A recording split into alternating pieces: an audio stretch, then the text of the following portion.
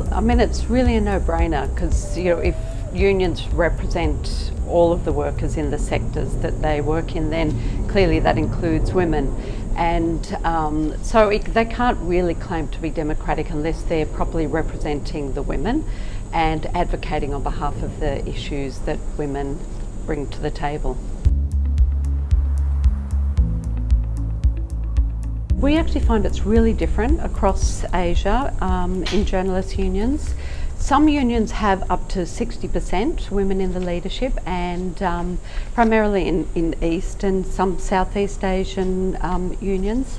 In others, the women in leadership can be very thin, down to about 5%.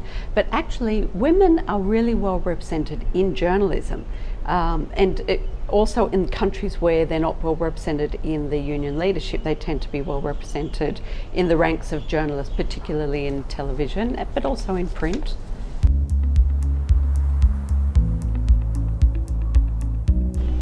Bring women to the table when they're talking about, what kind of issues and what strategies and policies and plans they have.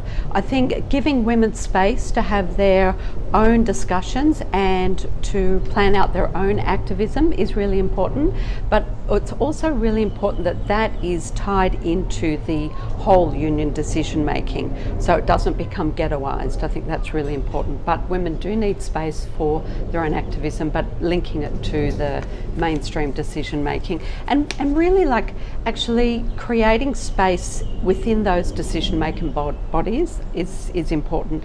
They can do that by either creating quotas, by making it clear in their policies and their constitutions, but they can also do it through a whole range of issues, like looking at sexual harassment issues, making it a safe space for women, encouraging mentoring, making the effort to go out and find the women who would join the decision-making bodies.